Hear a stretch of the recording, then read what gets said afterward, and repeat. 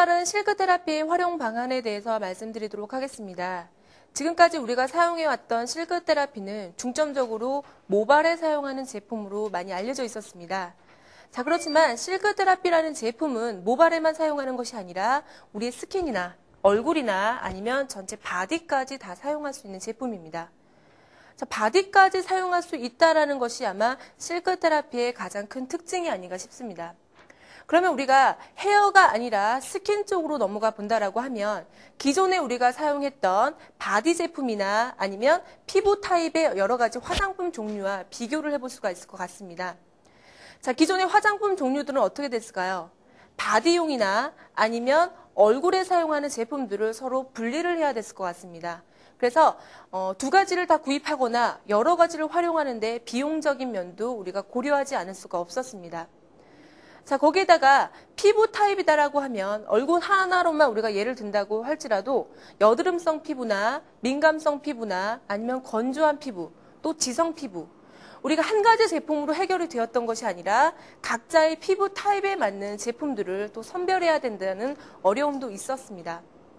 자, 그렇지만 실크 테라피라는 제품을 통해서 얻을 수 있는 장점은 한 가지의 제품으로도 피부와 또 바디까지 한 번에 해결할 수 있다는 큰 장점을 가지고 있습니다. 자, 그래서 민감성 피부나 아니면 지성인 피부, 건성인 피부들도 모두 다 사용을 하실 수가 있고요. 특히 바디 쪽에서 본다라고 하면 우리가 각질이 많이 발생이 되는 부분들이 있을 것 같습니다. 어디가 있을까요? 대표적인 거 여성들 같은 경우는 이제 여름철에 구두, 하이힐도 많이 신기 때문에 발 뒤꿈치 부분에 각질이나 어떤 벗겨짐 현상들도 많이 경험을 하실 수가 있을 것 같고요. 또 남성분들 같은 경우에는 무릎이나 아니면 팔꿈치 부분에서도 여러 가지 각질의 과다한 현상들 많이 발견을 하실 수가 있을 것 같습니다. 자, 실크 테라피는 피부뿐만이 아니라 바디 쪽에서 수분을 보충해 줌과 동시에 각질을 제거하는 기능도 굉장히 탁월한 제품이다라고 말씀드릴 수 있습니다. 가장 큰 특징은 피부 타입이나 바디 타입에 따라서 따로 선별하는 제품이 아니라 한 가지 제품으로 모든 피부 타입에 다 사용하다라는 가장 큰 장점을 가지고 있겠죠. 자, 그렇다라고 하면 피부 타입에서 우리가 실크 테라피의 가장 큰 효과가 무엇인지에 대해서 설명을 드리도록 하겠습니다. 실크 테라피를 우리 피부에 사용하게 되면 기본적으로 피부의 어떤 세포를 재생시키는 효과가 가장 뛰어나다라고 말씀을 드릴 수가 있고요. 가장 여성분들의 특징적인 고민이 있을 것 같습니다. 가장 큰 고민은 기미나 주근깨, 아니면 나이가 들면 생기는 주름 현상들도 많이 보실 수가 있을 것 같은데요. 실크 테라피를 지속적으로 사용하게 되면 피부의 기미나 주근깨, 그리고 주름 현상들도 어느 정도 지연하거나 방지할 수가 있는 것이 가장 큰 특징이다라고 설명드릴 수 있습니다.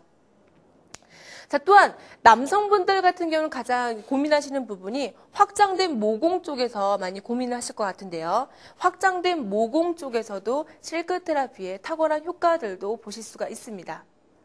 또한 여름이 지나고 가을, 겨울에 갈 때 우리가 원하는 현상이 미백 현상들도 많이 원하실 것 같습니다. 자, 또는 심지어는 여름철에 자외선에 의한 피부가 타는 현상들, 태워지는 현상들도 많이 보실 수가 있는데 실크 테라피라는 제품을 이용해서 우리가 자외선 차단 효과도 많이 보실 수가 있을 것 같습니다. 따라서 여름철에 해수욕을 가시거나 아니면 가을, 겨울도 마찬가지죠. 우리가 자외선이 강해지는 시간대가 있을 것 같습니다. 자, 그런 시간대에도 미리 실크 테라피라는 제품을 피부에 발라서 자외선으로부터 차단해서 우리 피부 조직을 보호할 수 있습니다. 자, 여기까지가 바로 모발과는 또 다른 피부 쪽에서 실크 테라피가 나타낼 수 있는 장점에 대해서 설명을 드렸습니다.